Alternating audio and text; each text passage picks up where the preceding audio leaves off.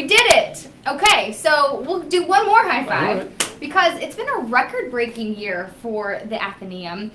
You have set records for fundraising, membership, and visitor records. So we wanted to have you on the show today to discuss the success of the library, what you've been doing over there. You've been with the library for 2 years, and to just talk a little bit about the success and then moving forward, what's going on. So thank you for joining us at the Navigate Credit Union Broadcast Center on this gorgeous day outside, but we're happy to have you here. So thanks for joining us. Thanks for having me.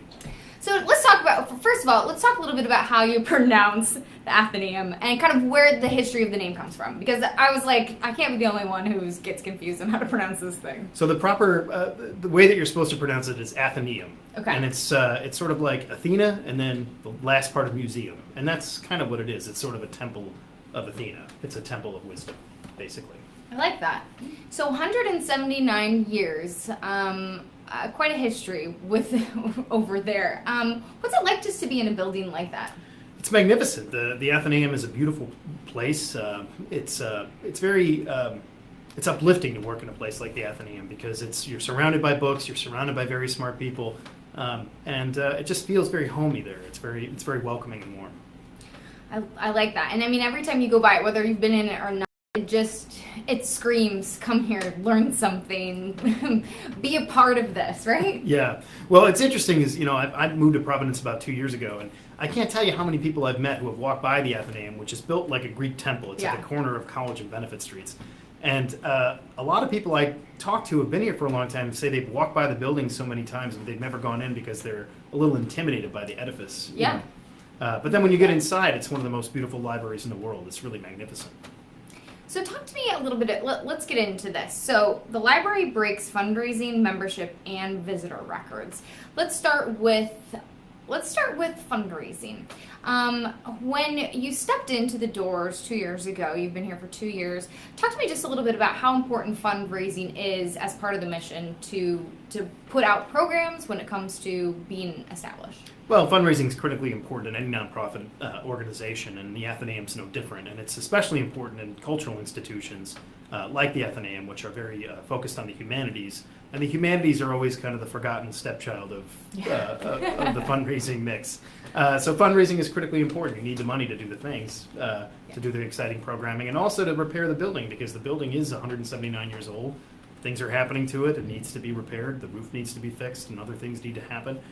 So it's important. So the majority of money, where it comes from, are you looking at grants, are you looking at fundraising, or does it kind of just every bit counts? Well, every little bit helps. Yeah. The Athenæum supported mostly by generous individual donors and we're also endowed to some extent. So we really look to individuals to float the vote at the Athenæum, and that's really what the Athenæum is all about. It's a community. It's really more of like a community center that people come to and meet with each other. And it's a great place if you're new to town to meet with people. Like that. And then let's continue it with that, where you're talking about visitors, because you broke records with visitors. Yeah. Tell me about that. I mean, when people come in, is it welcome, or do you have to be a member? Can you just walk in off the street? Do you have to have a card? What is it like? So you don't. No, it's the Athenæum is open to the public. We're open 7 days a week during the year, and we're open about 60 hours a week during the normal year. So. So we're welcoming and open to the public, and that's a little bit different than other Athenæums around the country. So we have a uniquely public mission. When we were founded in 1838, when our doors opened anyway, Francis Wayland remarked that they mean here to open a fountain of living water at which the intellectual thirst of the whole community may be slaked, and that's really something we take to heart at the Athenæum, that it's for everybody. Kind of so poetic, it brings tears to my eyes, right? I mean, it's really just touching on that community message. And when you're looking at visitors, do you have this message where you want to bring people in the door? Is it a mission for you to get more people in to learn? Is that kind of a community mission, or what's the point when you say we broke visitor records? Is that really something that you're striving to do, or is it just kind of a byproduct of like, hey, this is pretty cool? Well, we feel like the more people that come in the building, the more people really appreciate it, because as I said, it's a little intimidating from the outside when you see it. It looks kind of like a tomb, but when you can get inside, and I think one of the things, it's a very little thing, but we just hung a banner outside that said, come inside. And that changed everything. I mean, a lot of people Really? started coming in. Yeah. Wow. Okay. Yeah, I mean, because I guess from the outside, you don't know, you might not think it's part of Brown. Mm-hmm. You might not think it's public. You might think this is an educational building, you know, something like that. You might even think it's somebody's house, right? Yes, and there was a period when the Athenæum was restricted. You had to be a member to get in there. You had to be a shareholder. Yeah. But now that's not the case. You can come, go and walk right in. That's excellent. So, and let's talk about the membership side of things. Memberships have gone up. So what is that like for you? What does that kind of mean in terms of moving forward? I think it means that people are embracing programming at the Athenæum. They love the institution. I think it's also a function of just getting more people in the building. Yeah. The Athenæum produces, we're known both as a circulating library, but also we're known for our public programming that's largely humanities-based. So, for example, we have several New York Times bestselling authors. We just had the creators of Crime Town at the Athenæum, and Senator Sheldon Whitehouse spoke there this year. So public programming, getting people in and invested in the institution. And once people come in the Athenæum, they kind of don't want to leave. So No kidding. Let's continue talking about programming because there's been, like you mentioned, best-selling authors in there. Sheldon Whitehouse was there. Also, you do things a little bit outside of the box. Beer trivia nights, Yep. I think, is super fun. When it comes to programming and having successful years in terms of membership, fundraising, visitors, do you have to think a little bit outside of the box like that, do you think? yeah, I think that the Athenæum really focuses on that. We really try to fill the humanities-based content space. So, we're looking at literature, history, philosophy, and also, we're very big on partnering with local cultural institutions. So we have an ongoing relationship with Rhode Island Public Radio, where we produce the Political Roundtable there, the Policy and Pinot. We do all sorts of things there that I think separate us a little bit from other institutions. Yeah. Oh, how did the trivia night come up? Trivia night. We used to have a trivia night, and it was really successful. And we have a contemporaries program for young professionals, young people, and this was an outgrowth of that. And trivia night's really great. And I didn't realize what a big thing trivia is in Rhode Island. It's huge. So it's a huge deal. It's everywhere. And so it's great. You come, you have some beer and pizza, and it's fun. And I think to be able to have it in such a setting that's so historic and so encased in knowledge, right? Yeah. And it's a beautiful space to spend an evening. Talk to me about when you look at programming, what's something that you found is successful that people keep wanting to come back? Well, creating a warm, welcoming atmosphere.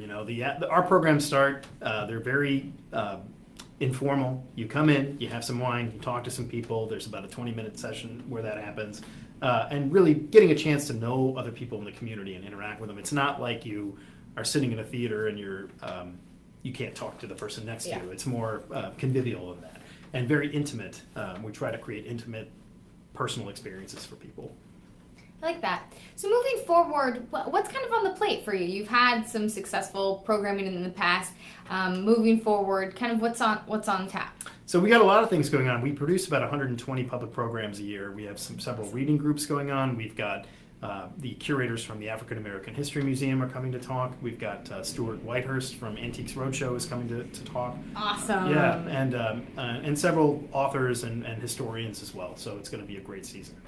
And you have also collections there as well, and things set up so people can come in and look. What are we looking at for this year? Because you have actually the history of the Athenæum there right now through September, so people can go look at that. Yeah, so we've got an exhibit going up soon about focusing on our collection of old juveniles. The Athenæum actually has a very rich collection of old children's books, so that'll be going up. That's neat. Yep. And then the History Strong and Natural History and Travel and Exploration and Old Fiction and Literature. So we've got all sorts of wonders there. I mean, the first edition Leaves of Grass, the first edition Moby Dick, all sorts of things. So. Oh, wow. So how long do those usually last? A couple months? Yeah, a couple of months. Yeah. What's feedback like when people come in and visit? What's kind of the feedback that you get? Well, I always love it because my office is on the main floor, so I always love it when people come in the Athenæum. I can tell when they're new to the Athenæum because they're just like, and I always greet them and talk to them for a little bit. So I think reception has been very positive, and I think that the growth in membership, the growth in the donor base, really helps us prove that point. Exactly. So I'm kind of curious. What suggestions? Not everybody has not everybody breaks records. Not everybody is doing well. You know, you see little museums that are struggling to get people to come in their doors. You see public institutions that are struggling to find donors, that are struggling to find efforts in fundraising. What are thoughts that you have, because you are doing well and having people come in? What do you think has been beneficial for your success? Well, I think, honestly, the Athenæum occupies a very interesting space in time right at this moment, because I think that there's a hunger for humanities-based programming. I think that we've kind of beaten them to death so much that people are starting to say, oh, wait a minute, this stuff is actually kind of important and we shouldn't lose track of it. You brainwashed them enough, yeah. It worked. So be in the right place at the right time is my best advice. And you know, be welcoming, be a public institution, be for the community, and that's really what the Athenæum is all about. We're for Providence. We're not an insular place trying to please ourselves. We're trying to look outwards and embrace new communities and new perspectives. I like that. Have you used social media at all to reach people? We do. We have a Facebook page. We've got Instagram. We're modern at the Athenæum. So yeah, we do. You know, we could definitely work on our social media strategy probably, but we do reach people that way as well. I was going to say, do you think that has helped at all in your efforts to reach a different audience? Yeah, we've actually this year we just launched a podcast series, a recording series online where we're able to take our public programs and broadcast them to the world. Oh, cool. And you don't need there's no paywall or anything. You just go on the Athenæum website and download all that. I mean, and that's pretty amazing that it's reaching levels, right? That's what we're doing right now. We're using technology to reach wider audiences of people that might not be have opened the door yet, right? That's right. And our goal is to bring Providence to the world and bring the world to Providence. So yeah. Have you found tourists from other areas that, you know, people just walking around enjoying the history of our city and then kind of stumble upon it? Always. And we have regular tours at the Athenæum where we can take you into the special collections and show you a few things.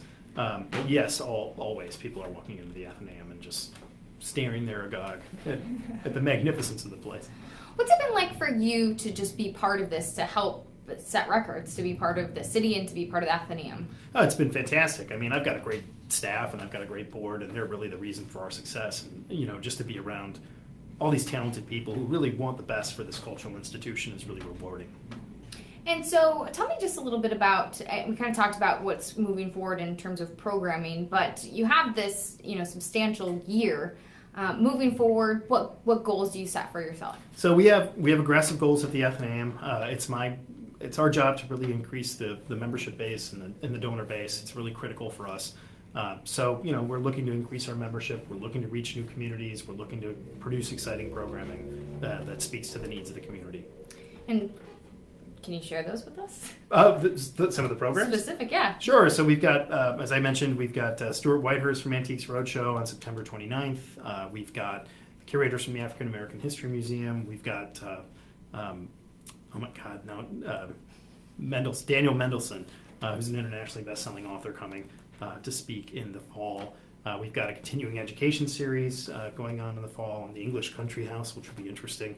And we've got several book groups coming up that are going to be announced shortly. That's great. When it comes in terms of program, do we have people like step outside? You know, do you ever do like on the road programming? So go to different classrooms and provide education in terms of, hey, this is a resource, then come to us. Yes, so we do. We have done offsite programming in the past. We do have several things from our collection that we take into local schools. One of the things we have actually is called the Universal Penman, which was this book that was used to teach people penmanship in the 19th century, and it's actually becoming a lost art that people, and I know I've got terrible handwriting, but it's interesting when you see these books are all hand done. It's beautiful, you know. That's so neat. And I mean, because you're seeing it, like you just said, it really is a lost art. So I'm sure there's kids out there who don't, because there's that whole thing where kids aren't learning cursive anymore, right? I know. We have this magnificent card catalog in the front when you walk in, and sometimes I have to explain to kids what that is.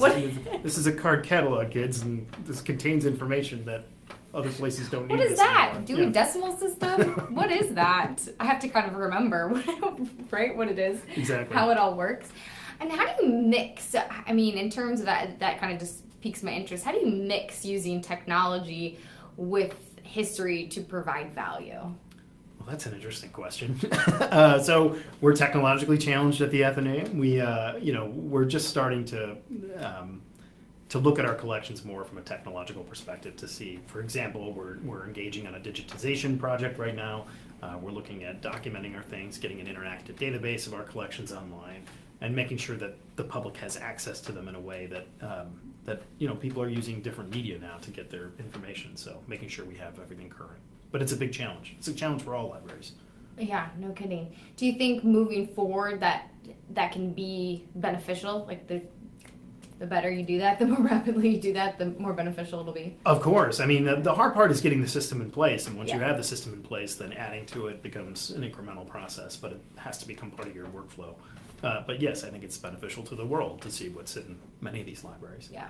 What do you have to say for people who've never visited before? Come to the Athenaeum. You will not be disappointed. It's a magnificent place.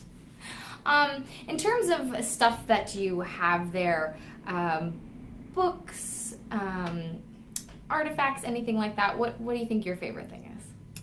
My favorite thing is probably the description of Egypt. So this is a 25-volume set. It's unique. Our set is unique to Rhode Island, so it's a real unique treasure. And it documents Napoleon invaded Africa in 1797, and he left behind a team of surveyors.